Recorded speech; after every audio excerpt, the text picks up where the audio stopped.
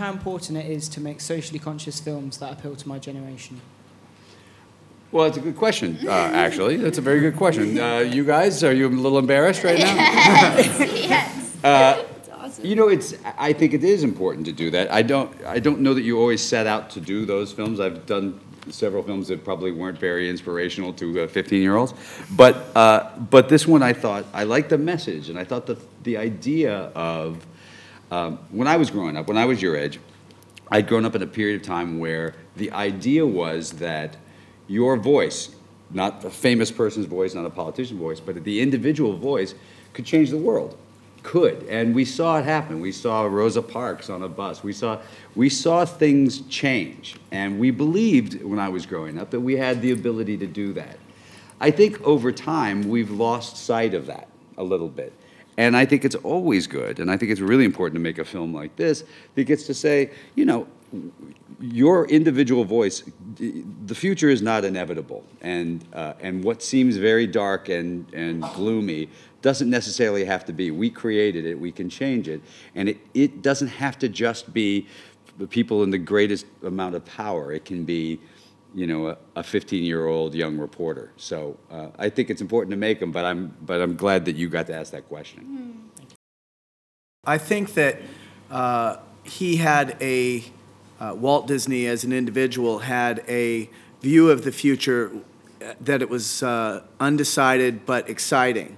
It was something that could be fun. It was something that where science wasn't the enemy. It was actually just another thing to play with and be inspired by.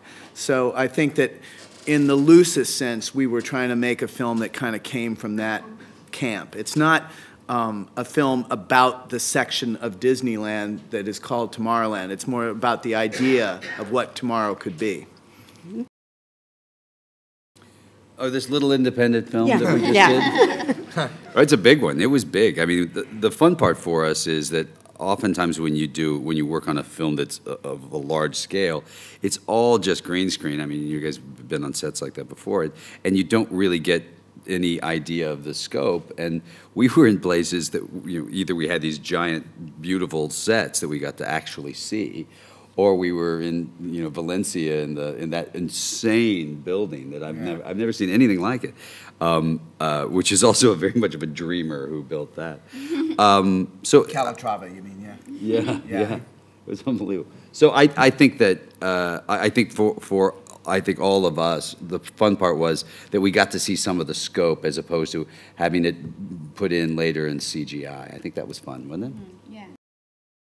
You know, I think there were so many scenes that I had even just by myself, you know, sometimes with green screen, and I haven't done a lot of that at all, but sometimes at least you have actors to work off of. I oftentimes would just be, you know, doing scenes by myself, whether it be in a wheat field or what have you, and it was so helpful that we had, you know, someone who planted all of this wheat for miles and miles for me to fly over and react to, because I really do think that it elevated the film and the performances. But yeah, just being a part of it was really incredible. I thought that it was really fun, and all the sets were amazing because each time you looked at it, you'd spot something new, and they were just really cool. And because it was so big, everybody became like a family, and it was just really fun. The question was what? About how your background in animation, you know, how it informs your live action films? I think it helps in just pre-visualizing stuff. In animation, you kind of have to know what you want, and it helps to be able to draw things to show people, you know, what you're doing. So in this film, where we were dealing with a lot of things that partially were there and partially weren't. You know, the sequence where Britt touches the pen and spends, you know, several minutes with no cuts kind of in Tomorrowland, all of that had to be planned. And some of it was there and some of it wasn't, but we had to know everything that was there, because the camera is constantly moving from something that's there to something that's not, and following something that's not there, and that leads you to something that is there, and animation helped with that, definitely. I'd go to a forest that was filled with trees and wolves, so then I could become like a wolf lady. And then, like, you know, other friends with wolves. And then I think, with jetpacks. It had to have jetpacks in it. Jetpack wolf? There's Yeah. no way That's to good. do better than that. You came to the top. Oh, Where'd God, you it's- go? Where'd you go? I mean, it's not as good as rafts, but I'd love to go on a nice vacation to the Maldives. I would love to spend some time there. I hear it's beautiful, because I'd love to go like diving with you know, underwater animals. I think that'd be really cool. That's all I got. Sorry. I want to hear more about, do we give the jetpacks to the wolves, or what exactly is happening here? I think that maybe we could create an animal that was mixed with a jetpack, so it's like a wolf that could. Yeah. I surrender, man. You're answering all my my God. questions. We also have a new film, which is exciting. Wolfpack. Wolfpack. Very good, yeah. Very good. Is there a secret, because all the films that I'm thinking that I like, you've often been connected with. Is there a secret to that all ages appeal? If there is, I wish I knew it, because I have no idea. I'm just like, that seems like a good idea. It's not a very intellectual process. I mean, I think that movies are tough because you're trying to connect with people whose lives are very different just than yours, and it's several years from now. And I think that if you think about it logically, there's no way you would ever try to do the job. And the only way that's ever made any sense to me is make a movie that I would want to see and just hope that other people connect with that. Are you looking to follow the same path? Do you want to move into writing and directing and producing as well? Ooh, maybe. I would be like, maybe, you know, 30 years from now. I have a lot to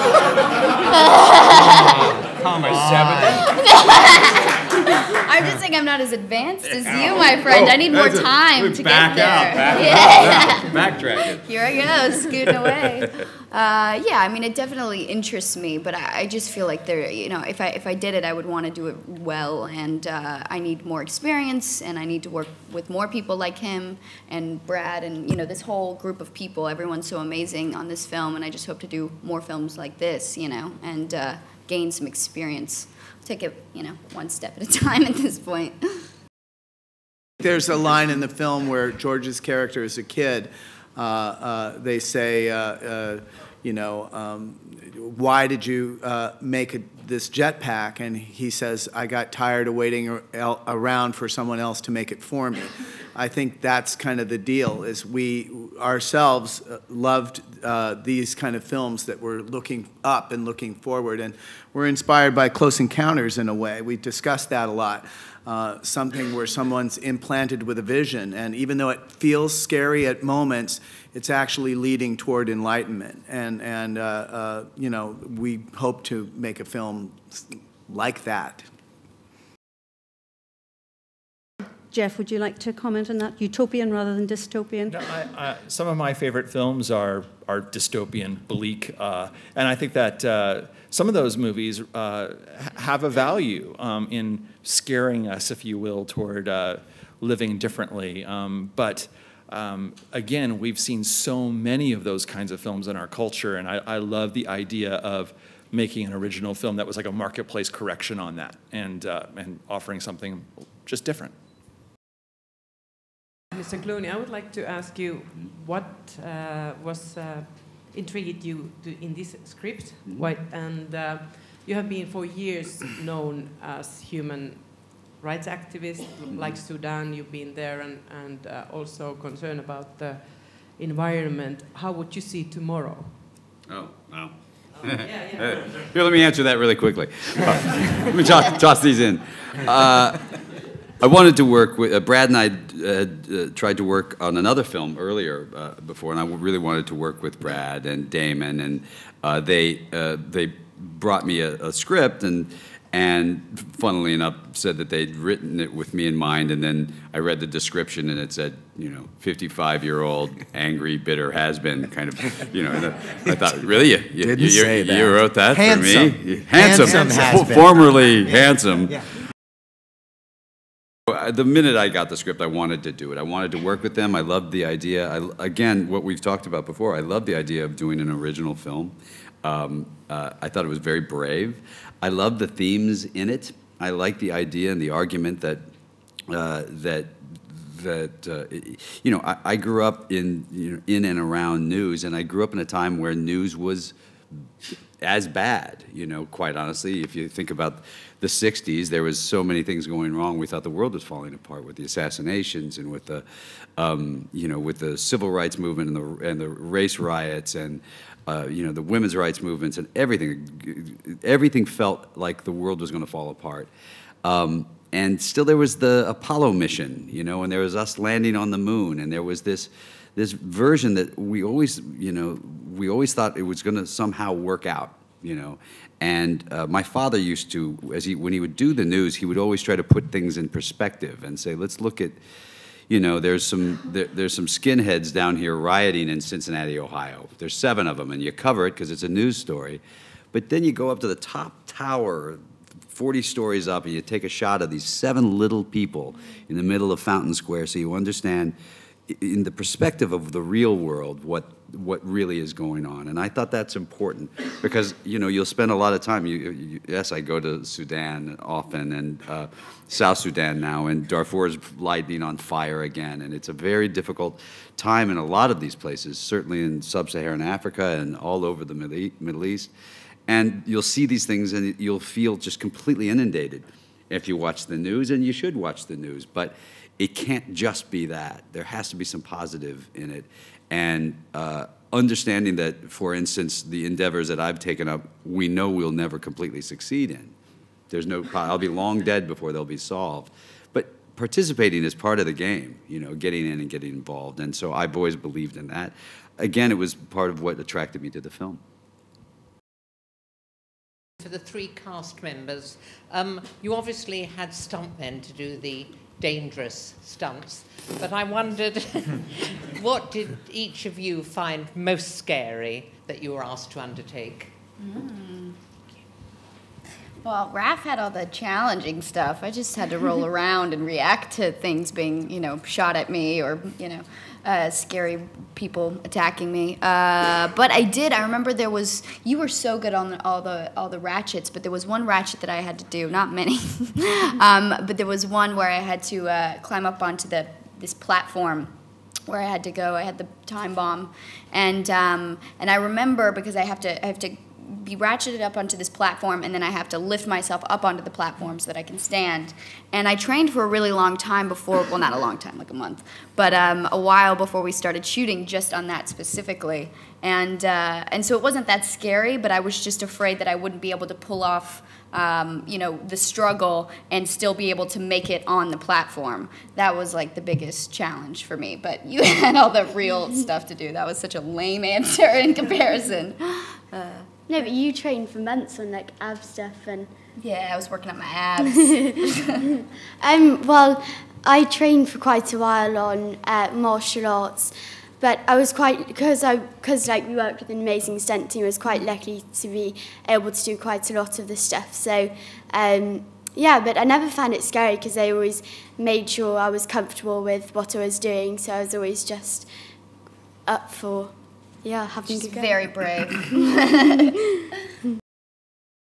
George, anything scary? I trained for minutes because I had to fight an old other TV doctor. I was afraid of just getting beaten with a cane the whole time. I think that was our great stunt, wasn't it? You know, I've gotten to the point in my career, it is funny, because when I was in my 30s, you know, I used to be the guy that punched somebody and walk away with, like, the explosion behind you. Yeah. And now I just get the hell beaten. It just socks me in the face, and I fall down and cry. So, no, I didn't have to do a whole lot. I just mostly had to get beaten up a lot, which was kind of fun for me, so I enjoyed it. My question is for Mr. Clooney. How strange was it to see the younger actor who plays the mini-me? A little bit, just so you know, because probably you don't know this because you're from Belgium, I actually played that part too. That's how good I was. Yeah, very convincing. I was very convincing as that part. Mocap. Yeah, it was very. It was all. He was great, wasn't he? He actually, I was blonde when I was his age, strangely, and now I'm getting blonde again. That's good fun. But he was terrific. He was really fun. I didn't get to work with him, obviously, because, I would be working with myself somehow, which I don't want to do. But, yeah, I didn't really get to see any of it until I saw the film, see what he was doing until I saw the film. So it was fun to see what impersonations of me he was going to do. I'll start by saying jetpack. No, it's funny how stories sort of come and go. Bono's a friend, and he was in a horrible accident. He really got the hell beaten out of him. But we hadn't planned to come there. But I do want to go, and I would like to go sometime, in the coming months, in the warmer time, to go to Ireland. I would like very much to do it. But that wasn't canceled because he got in an accident. He's on the mend, which is the good news. So. But I do a jetpack. Jetpack, don't you think, over a rocket? Because a rocket, you got a lot of, what do you think? It's a lot to handle. What would you do? Jetpack. What was the other option? Oh, the teleportation. Yeah. Oh, well, teleportation. That's cool, but it's vibrating, and you feel kind of ill after it. I'm jetpack all the way. Yeah. Just to get from the airport to your house in traffic. Yeah, that would be great. Wouldn't that be good? Yeah. I get chilly easily, so I'd probably go with the teleportation. Yeah, I love that. I get cold too. I don't know what to choose. A jetpack. Somebody's got to take a rocket. Take a rocket. I'm going to take rocket ship. There you go. There. Yeah, why not? But also because I remember when we were writing this story, I said there has to be rocket ships in Tomorrowland. I want to go to space. I'd love to go to the moon. Yeah. No much further than that. But. Okay, great. Gentleman in the third row. Go on. Optimistic film, very upbeat, very enjoyable. Now, in your own life, I've been reading quite a few things that you're enjoying life as never before. Yes. Would it be fair to say this is the most optimistic and upbeat time of your life? I mean, number one, you bought a house in England. How That's bad very is that? optimistic.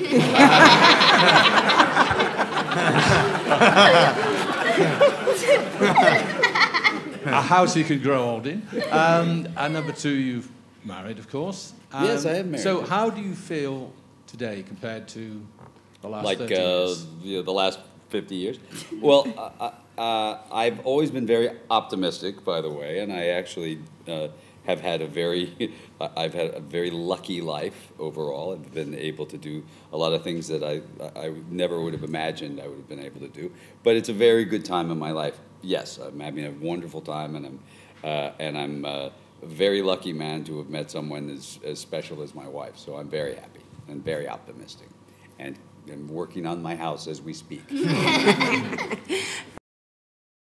What kind of message would you like cinema goers to take away from this movie when they've seen it? Is there one image, one thought you'd like them to have in your mind? I mean, I think that might be a question better for Brad. I think that for me, the one element, particularly when you're acting in a film, is, films are designed as an entertainment. You're supposed to get 2 hours of relief or something else other than what you're doing in your life for the, So for me, what you want to take away is 2 hours of enjoyment and fun and something to talk about. If along the way, you're taking your kids and you get to walk out and have conversations about other issues, well, I think that's a bonus. But I think that would be something that Yeah, I mean, it's not supposed to be sort of a horse-sized multivitamin that will solve all your problems. It's supposed to be a good time at the movies. But some of my favorite movies are movies that stayed with me after I left the theater. And, Reservoir Dogs. Yeah. A lot of dystopian films. No, it's just, that's what I love about cinema, is it almost feels like a dream that you had that was particularly vivid. And it is a dream that you can go back and revisit and find other sides to. So if we've made that kind of movie, that would be great for me. I want to know what you thought she was going to say. I think you were going to ask about the marbles, weren't you? Oh, no, I thought I wasn't, but it's and I was going part to get me of in your trouble in England again. With the, you got the mayor of London comparing me to Nazis. Then you feel like you've really made it. I like really survived. I don't know. You know, what do I think of what do I think for my near future?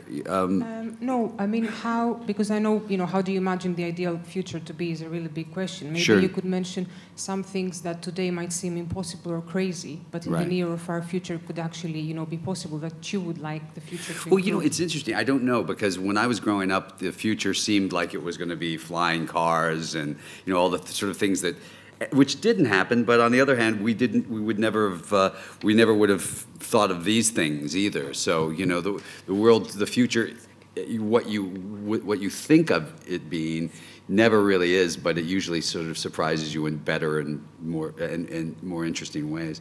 I find that I would hope that as we get a little older and get a little more used to some of our new technologies, that we get away from them a little bit. I find that we're slaves. Yeah, I was at a fundraiser with the president a few years ago, and everybody there, we were shaking hands with people, and everybody there was shaking hands like this. Hi, how are you? Hi, how you doing? Every single person. And I remember saying to him, they can't really say they met the president. They can say they filmed him, but they didn't. You see it at concerts now too. You're holding it up and watching, and I think we're losing a little bit of our living our life, and we're sort of recording it in a way. Later. Yeah, we're recording to watch it later, and maybe we watch it, or maybe we just send it to our friends and post it on That'll Facebook. be the afterlife. Yeah. You just watch what you recorded. Yeah. How was life? Oh, let's see. Oh God, that was a great concert. I should have seen it. So Apparently, I had a child. Yeah, oh my God, I had 3. I would hope that somewhere in there we would get less in love with our technology and a little bit more in touch with one another, and have face-to-face conversations and dinner tables where not everybody's sort of locked into those things. But that my vision of the future is sort of getting back to letter writing. So maybe I've just got the wrong idea of the future. It's interesting, though, because my oldest boy worked for Apple and just got a job at Uber. So he's right in the high-tech sector. And his friends and he go out to dinner, and they put their cell phones in a stack in the middle of the table when they start the meal, and whoever touches theirs first has to pay for the meal for everybody. So, and they came up with this themselves, and they're the generation that is doing the 6 devices at once. And but I thought that was a really great solution to that problem. How was it like to drive George Clooney? And for George, how was it like being driven by girls? A girl or a 12-year-old? There is a difference. I have been driven by women before in my life. Okay, 12 years old. Crazy, actually. But it was a little odd when you saw Rafi get behind the wheel. It's a little nerve-wracking. But she's actually 36 years old. What was it? Did you enjoy driving? Yeah, I mean, I didn't get to do it too much, but I had driving lessons and it was fun. And I remember one time when we were going down the hill, and I had to stop just before we got to the curb, and you went, stop, because I was that far away from. Well, we were on camera at the time, and I was trying not to talk because we were on camera, but I really needed her to stop at that point.